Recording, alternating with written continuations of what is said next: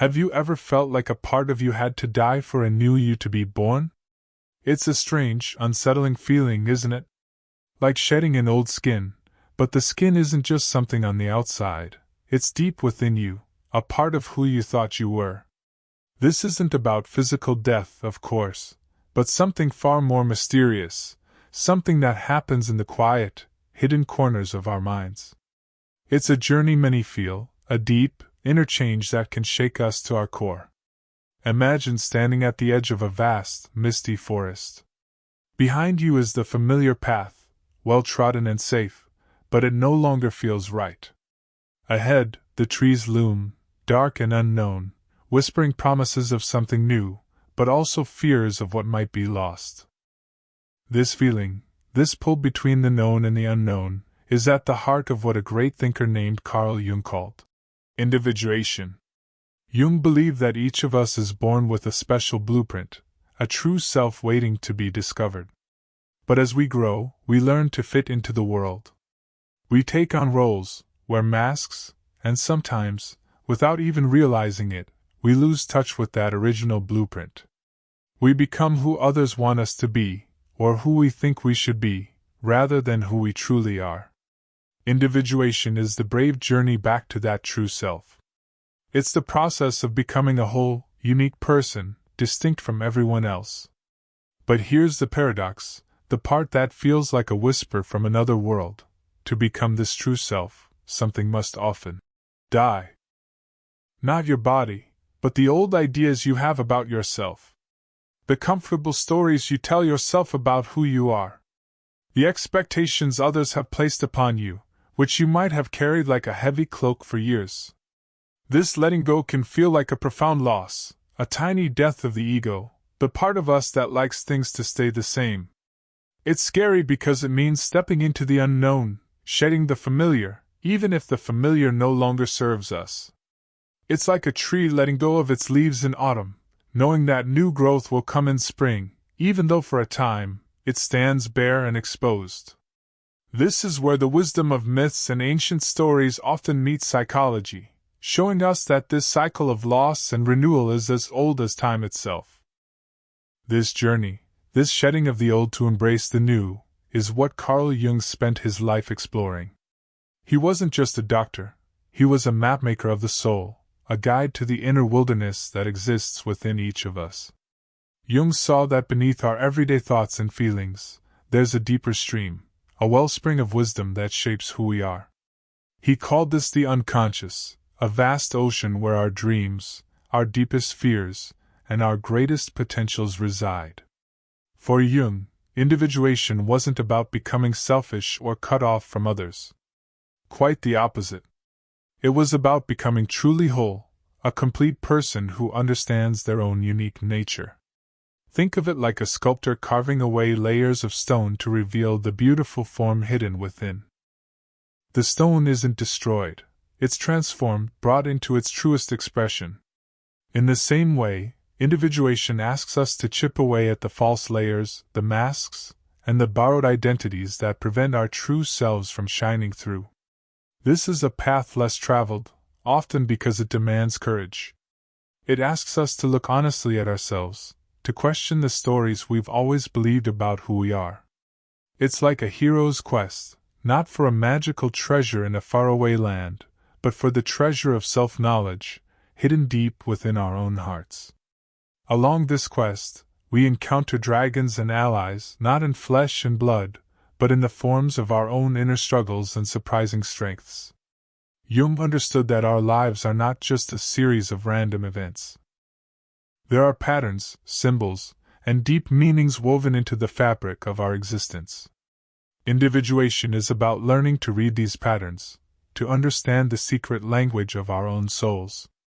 It's about becoming the captain of your own ship, steering it by your inner compass, rather than being tossed about by the winds of external expectations. This journey promises not an easy ride, but a rich and meaningful one, leading you to a profound sense of purpose and belonging, not just in the world, but within yourself. It's the ultimate homecoming, a return to the essence of who you were meant to be. So, why does this beautiful journey of becoming whole, this quest for our truest self, often feel like a kind of death. It's because individuation asks us to let go. And letting go, especially of things we've held onto for a long time, can be incredibly painful. Imagine holding a handful of sand. If you cling too tightly, it slips through your fingers. But if you open your hand, you can hold it gently, or let it blow away in the wind, making space for something new. The death in individuation comes from three main sources. First, there are the old ideas we have about ourselves. Maybe you've always seen yourself as the quiet one, or the smart one, or the funny one. These labels, while sometimes helpful, can become cages. They stop us from exploring other parts of ourselves. When individuation begins, these old labels start to crumble. You might find yourself wanting to speak up more, or learn something completely new, or be serious when you always felt you had to be lighthearted. This shift can feel like the death of that familiar self, even if it's leading to a more complete you. Second, there are the expectations from others. From the moment we are born, people have ideas about who we should be. Our parents, our friends, our teachers, society itself, they all paint a picture. And often, we try our best to fit into that picture. We might choose a career path because it's expected, or stay in a relationship that no longer feels right, all to meet someone else's idea of who we are. Individuation means gently, but firmly, stepping away from these external expectations. It means saying, "This is not me anymore."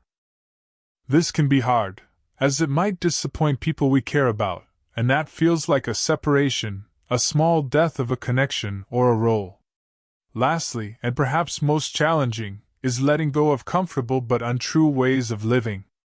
We all have habits, routines, and even beliefs that make us feel safe, even if they aren't truly good for us. Maybe it's avoiding conflict, or always putting others first, or pretending everything is fine when it's not. These ways of being provide a sense of security. When individuation calls, it asks us to face these untruths, to dismantle the false peace we've built. This can feel like losing your footing, like the ground beneath you is giving way. It's the death of a false comfort, a necessary crumbling so that a stronger, more authentic foundation can be built. This is why the journey feels like a deep letting go, a surrender to a process that promises rebirth, but only after a profound farewell.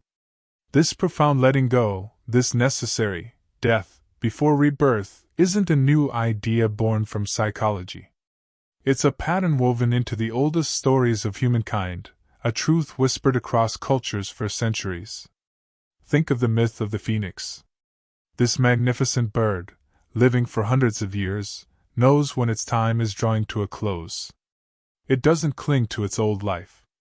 Instead, it builds a nest of fragrant spices and ignites it, willingly entering the flames. From the ashes, a new, young phoenix emerges, vibrant and reborn. The phoenix doesn't fear the fire, it embraces it, understanding that destruction is a vital part of creation. Its fiery death is not an end, but a powerful transformation, a surrender to the cycle of renewal. In the same way, individuation asks us to bravely face our own internal flames, to allow parts of us to burn away so that a truer, more resilient self can rise. Or consider the classic hero's journey, a story structure found in countless tales, from ancient epics to modern movies. The hero always leaves the familiar world, crosses a threshold into the unknown, faces trials and challenges, and often experiences a symbolic death or a moment of utter despair. Think of Luke Skywalker confronting Darth Vader, or Frodo carrying the ring to Mount Doom. These heroes must shed their old innocence, their old understanding of the world, and sometimes even their old identity, to fulfill their destiny. They go into the darkness, not to be consumed by it, but to find what they truly are made of. This symbolic death in the hero's journey is not a weakness, it is the crucible of strength. It's where the hero is stripped bare, losing everything they thought defined them, only to discover a deeper well of courage and wisdom within. When they return, they are changed. They are not the same person who left. They have been reborn through experience, forged in the fires of their quest. These stories aren't just entertainment, they are ancient maps for our own inner lives. They show us that the feeling of losing a part of ourselves, of things falling apart, is not a sign of failure, but often the very beginning of a profound transformation. It's the universe, or perhaps our own soul, calling us to let go of the outdated, the untrue, and to prepare for the emergence of something far more authentic and powerful. The discomfort is a signal that something important is happening, a chrysalis breaking open for the butterfly within. So, if this process of dying and rebirth is so natural, so ancient, why does it feel so scary? Why do we often resist it with all our might? The answer, in large part, lies with our ego. Think of your ego as the captain of your conscious mind, the part of you that says, I. It's the manager of your daily life, the planner, the organizer. It gives you a sense of identity, a feeling of being a separate person in the world. And for most of our lives, the ego does a very good job of keeping us safe and stable. It likes things to be predictable, familiar, and in control. But here's the rub: the ego, in its desire for safety, often becomes very attached to the way things are. It builds comfortable routines, defends old beliefs, and fiercely protects the image it has created of who you are. When individuation calls for change, for letting go of old ideas and comfortable ways, the ego sees this as a threat. It perceives the crumbling of old identities not as growth, but as an actual dying away of itself. To the ego, the unknown is dangerous. Stepping out of your comfort zone feels like stepping off a cliff. If you've always identified as the strong one, who never cries, and individuation asks you to feel your sadness, your ego will scream, "No! That's not who you are! You'll be weak!" It throws up defenses, creates doubts, and fills you with fear, all in an effort to maintain the status quo and keep its carefully constructed world intact. This is why the death of individuation feels so intense and scary. It's not a physical death, but it feels like the death of the self the ego has so carefully crafted and protected. It's like a ship's captain who has always navigated by familiar stars suddenly being asked to sail into an uncharted ocean, trusting only an inner compass they've never used before. The ego wants to stay in the harbor, safe and sound. Understanding this resistance from the ego is key. It helps us realize that the fear we feel during times of deep change isn't a sign that we're doing something wrong. Instead, it's often a sign that we're on the verge of a profound breakthrough, that the ego is simply doing its job by trying to keep us safe, even from our own growth. The challenge is not to silence the ego, but to learn to gently guide it, to reassure it that this death is not an end, but a gateway to a richer, more expansive life. Beyond the ego's resistance, there's another powerful reason individuation can feel like a small death, confronting our shadow. Carl Jung called the shadow all the parts of ourselves that we hide, deny, or simply don't want to see. It's not just the bad parts, though it often includes our anger, jealousy, or selfishness. It's also the parts we might deem unacceptable, our creativity if we were told to be practical, our sensitivity if we were taught to be tough, or our wildness if we were told to be tame. Imagine your personality as a well-lit room. The ego carefully arranges the furniture, makes sure everything looks nice, and keeps the curtains drawn on certain windows. The shadow is everything that gets pushed into the dark corners of that room, or even locked away in a forgotten attic. We don't want to look at it because it might be messy, or scary, or just not fit with the image we want to present to the world. But true individuation, becoming a whole person, means turning on the lights in those dark corners. It means opening the attic door. It means acknowledging and even integrating these hidden parts of ourselves. This act of facing the shadow is incredibly brave, And it can feel like a small death because it means the death of our perfect, idealized self-image. It's the death of the illusion that we are only light, only good, only what we show to others. When you begin to face your shadow, you might feel a wave of shame, discomfort, or even fear. You might realize you have traits you've always disliked in others, only to find them within yourself. This recognition can be deeply unsettling, like looking into a mirror and seeing a stranger or a monster instead of your familiar face. It's the moment when the neatly arranged room of your ego gets a little messy, and the hidden dust and forgotten treasures come into view. Yet, ignoring the shadow doesn't make it go away. It often acts out in our lives, projecting onto others, causing us to judge fiercely, or making us feel incomplete without knowing why. Individuation asks us to embrace these parts, not to become them, but to understand them, to integrate them into our conscious self. This acceptance, this owning of our whole self, light and shadow, is a profound act of self-love and completeness. It's a surrender of our false perfection, a small death that ultimately makes us more human, more real, and more alive. It allows the full spectrum of who we are to exist, leading to a richness that a solely good self could never achieve. So, how do we begin this difficult but vital process of facing our shadow and letting go of old selves? How do we find the map for this inner journey when our conscious mind, led by the ego, is so resistant? This is where Carl Jung believed our dreams become our most trusted guides. Dreams, for Jung, were not just random pictures from a sleeping mind. He saw them as messages from the unconscious, direct communications from that deeper wellspring of wisdom we spoke of earlier. While our conscious mind is busy with daily tasks and ego defenses, our unconscious is always working, always trying to bring us closer to wholeness, to individuation. And it speaks to us in a language of symbols, stories, and feelings, the language of dreams. In our dreams, the hidden parts of ourselves, our shadow, often come to light. You might dream of a dark, scary figure chasing you, which could represent a part of your own shadow that you're running from in waking life. Or you might dream of an animal you find repulsive, yet it holds a key to a forgotten instinct within you. These dream figures, even the frightening ones, aren't there to harm you. They are messengers, trying to show you what needs your attention, what parts of your room are still in darkness. Dreams also guide us towards individuation by showing us where we are out of balance.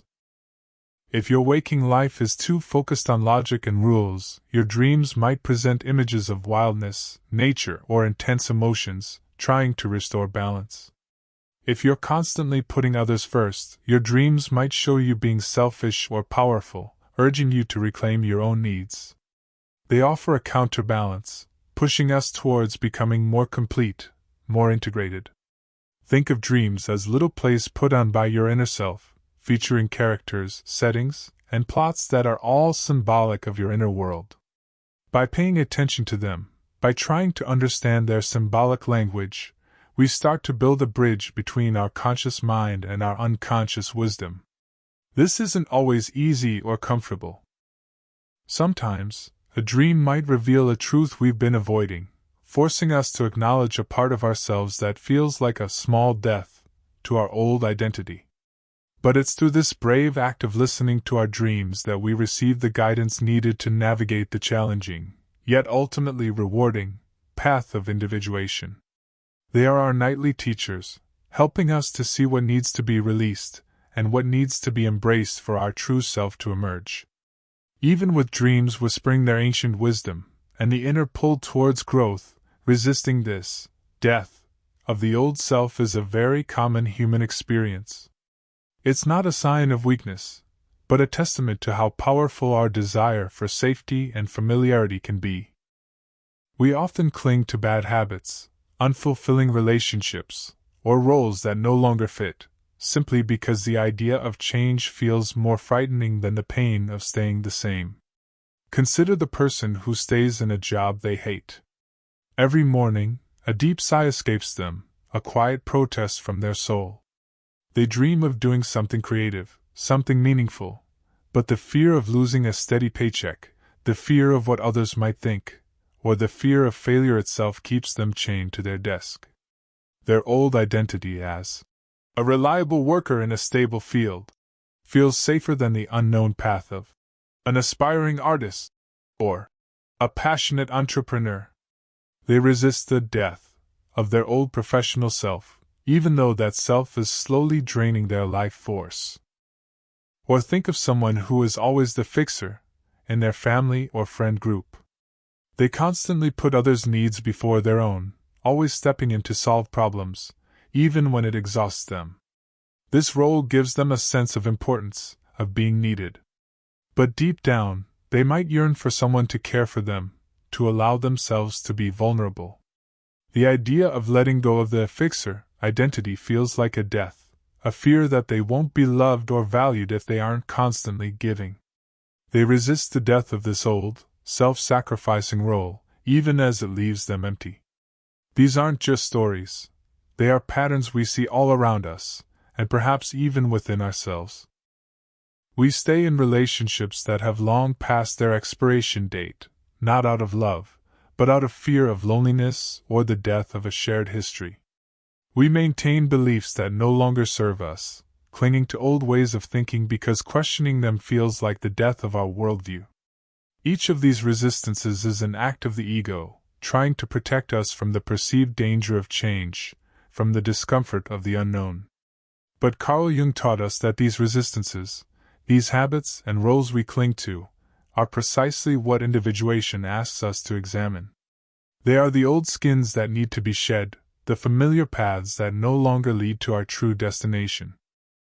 The invitation is not to judge ourselves for these resistances, but to gently recognize them, to understand the fear beneath them, and to slowly, bravely, begin to loosen our grip. For only by letting go can we truly make space for the new to emerge. The thought of this, death, letting go of old selves, facing our shadows, dismantling false comforts, can feel heavy. But it's vital to remember that this process is not an end in itself. It is a necessary passage to something profoundly beautiful, a blossoming of the soul. For after this challenging death comes an extraordinary freedom and a deeper connection, not just to ourselves, but to the entire living world. Imagine that tree we spoke of earlier, shedding its leaves. For a time, it stands bare, seemingly vulnerable. But this bareness is not weakness, it is preparation. It is the tree gathering its energy deep within, preparing for the burst of new life that will come with spring. And when spring arrives, the new leaves are not just replacements, they are part of a cycle that has made the tree stronger, more rooted, more capable of reaching towards the sun. This is the beauty of individuation. When we bravely let go of what no longer serves us, when we integrate our hidden parts, we don't become less. We become more. We become more authentic, more resilient, more truly ourselves. There's a quiet strength that settles within, a sense of inner peace that comes from no longer fighting against who you truly are. You stop trying to fit into molds that were never meant for you. You stop performing for others. You simply are. This newfound authenticity brings with it a remarkable sense of freedom. Freedom from the tyranny of external expectations, freedom from the constant need for approval, freedom from the fear of being truly seen. When you have faced your own shadows, when you have accepted your whole self, the judgments of others lose their power. You stand taller, not out of arrogance, but out of a deep, calm knowing of your own worth. And from this place of inner freedom, a deeper connection blossoms. You connect with yourself in a way you never thought possible, understanding your own motivations, your own desires, your own unique path. But this connection doesn't end there. It radiates outwards. When you are truly connected to your authentic self, you become more deeply connected to others, to nature, to the very pulse of life itself. You see the world not just through the lens of your ego, but with the expansive wisdom of your integrated soul. This is the promise of individuation, a life lived not just on the surface, but in profound harmony with the deepest rhythms of existence. What does it truly feel like, this state of becoming whole and integrated? It is not a sudden, blinding flash, but rather a gentle dawn breaking over a landscape that was once shrouded in mist. It is the feeling of scattered fragments of your being slowly, gracefully, finding their way back to one another, like droplets of mercury drawn together to form a single, shining pool. Imagine a symphony where each instrument, once playing its own tune in isolation, now finds its perfect place within the grand orchestra. The quiet flute, the booming drum, the soaring violins, all distinct, yet all contributing to a rich, harmonious sound that is greater than any single part. This is the feeling of integration, your strengths and your vulnerabilities, your light and your shadow, your conscious desires and your unconscious wisdom, all weaving together into a tapestry of magnificent complexity. It is like the earth, which holds both the towering mountains and the deep, silent valleys, the raging storms and the gentle sunlight, all within its vast embrace. To be integrated is to embrace all the landscapes of your own soul. There is no need to push away the parts you once deemed unacceptable. No need to pretend. Instead, a deep calm settles, a profound acceptance that says, "This is me. All of me. And it is enough." You begin to move through the world with a quiet confidence, not born of arrogance, but of knowing. It's the feeling of your roots growing deeper into the earth, even as your branches reach higher towards the sky. You are both grounded and expansive. The inner conflicts that once tore at you begin to soften, replaced by a sense of inner peace, a quiet hum of alignment. This wholeness is not static, it is a living, breathing process.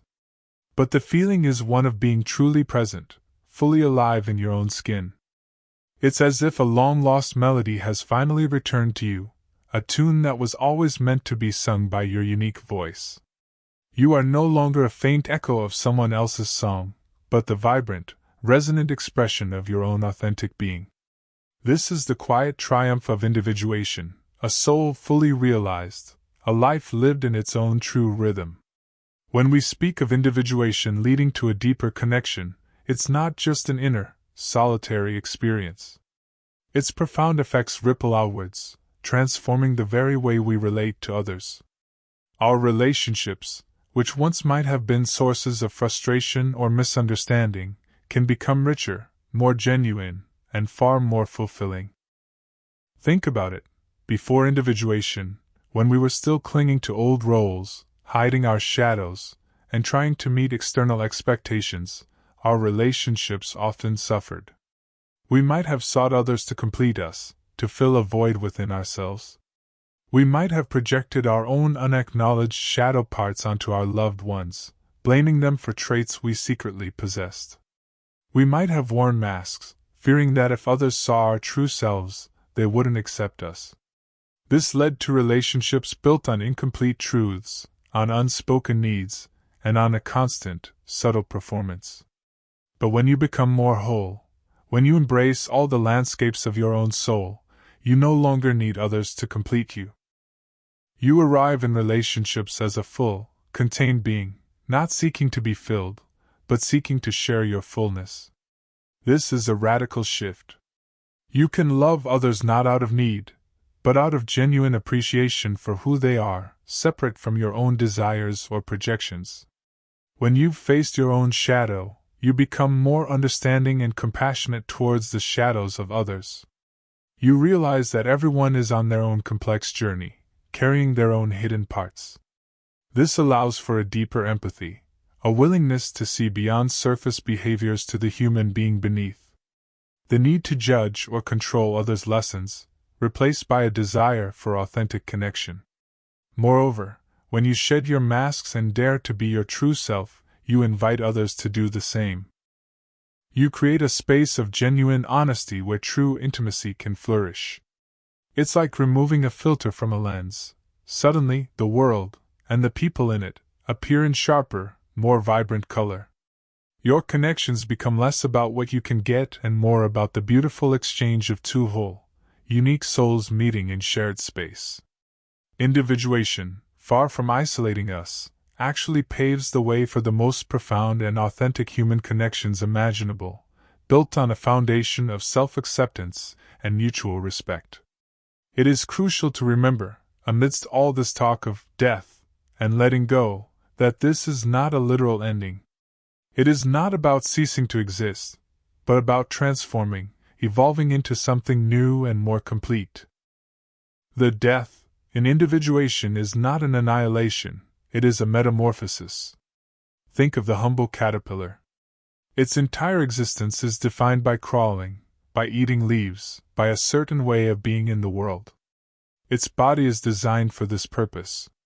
But then, an irresistible urge takes over.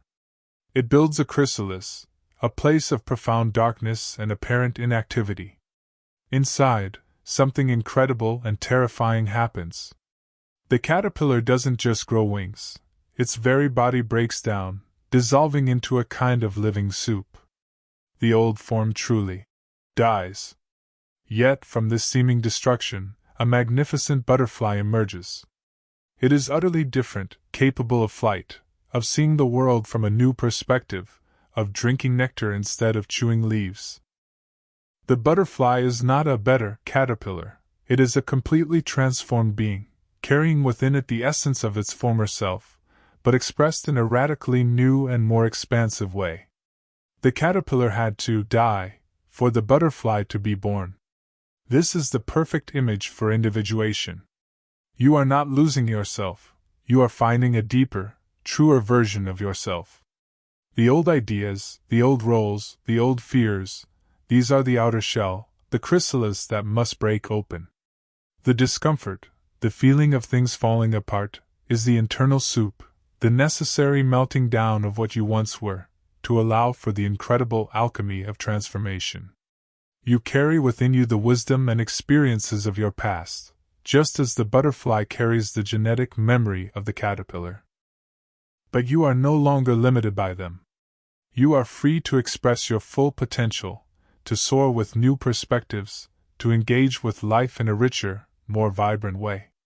This death is therefore not a tragedy, but an essential step in the grand, unfolding dance of becoming. It is the shedding of limitations, the breaking of chains, so that your unique spirit can finally take flight. It is the most profound kind of liberation. This journey of individuation, this sacred metamorphosis, is not for the faint of heart. It demands a profound and unwavering courage. Not the courage of a warrior on a battlefield, but a quieter, deeper bravery, the courage to look within, to face the unknown landscapes of your own soul, and to stand firm even when everything you thought you knew about yourself begins to crumble. It takes courage to acknowledge that the old ways of living, though comfortable, are no longer serving your highest good. It takes courage to defy external expectations, even from those you love, when they clash with the whisper of your true self. It takes immense courage to open the door to your inner shadow, to turn on the light in those forgotten rooms, and to accept all that you find there, without judgment. Think of the alchemist, who courageously plunges base metals into the crucible, knowing that intense heat and pressure are necessary to transform them into gold. They don't shy away from the fire, they embrace it as part of the process.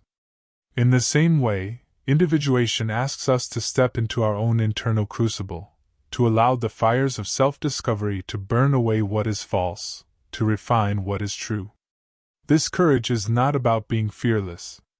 True courage is feeling the fear of loss, the fear of the unknown, the fear of being truly seen, and choosing to take the next step anyway. It's the quiet resolve to keep listening to the inner voice, even when it asks you to do something uncomfortable or unpopular. It's the strength to be vulnerable, to admit when you don't know, to allow yourself to be remade. Carl Jung himself walked this path, enduring periods of intense inner turmoil and isolation as he grappled with his own unconscious. He knew firsthand the demands of this journey. But he also knew its immeasurable rewards. The courage you bring to individuation isn't just for yourself, it's a gift to the world. A truly individuated person, one who has faced their inner dragons and emerged whole, contributes a unique light, a grounded wisdom, and an authentic presence that enriches everyone around them. This inner bravery is the fuel that powers the transformation, the unwavering light that guides you through the necessary darkness, towards the dawn of your truest self. The path of individuation is a deeply personal odyssey, one that requires not just courage, but also a willingness to ask ourselves profound questions. It's an ongoing invitation to self-discovery, a continuous shedding and becoming. As we draw closer to the heart of this ancient wisdom, I offer you a guiding thought, a question to carry into the quiet chambers of your own mind. Take a moment, perhaps after this video, in stillness. Close your eyes, or simply let your gaze soften. And ask yourself this: what old self are you ready to let go of to become who you truly are? Listen for the answer, not with your logical mind, but with the subtle knowing of your soul. Is it the self that always seeks approval, terrified of disapproval? Is it the self that always plays small, afraid of its own magnificent potential? Is it the self that clings to a past hurt, unable to move forward? Or perhaps the self that judges harshly, unwilling to see its own reflection in others? Perhaps it's a specific role you've outgrown, the dutiful child, the tireless worker, the perpetual victim. Perhaps it's a belief about yourself that was handed down to you, a story you've carried that no longer rings true in your heart. This isn't about judgment or condemnation of that old self. That self served you in some way, at some time. It helped you navigate the world, keep safe, or belong. But now, individuation calls for a new chapter, a new expression of your being. It's an act of compassion for both your past self and your emerging self. The answer to this question might not come in a loud voice, but in a gentle nudge, a quiet knowing, a feeling of resonance deep within. It might feel uncomfortable, even a little sad, to acknowledge the passing of this familiar part of you. But remember the butterfly, remember the phoenix. This letting go is not an ending. It is the space being cleared, the ground being prepared, for the breathtaking emergence of who you are truly meant to be. It is the brave first step towards a deeper, more vibrant, and undeniably authentic life.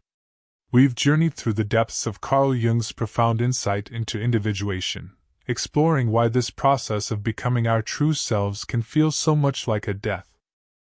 We've seen how it calls us to shed old identities, face our hidden shadows, and bravely step into the unknown.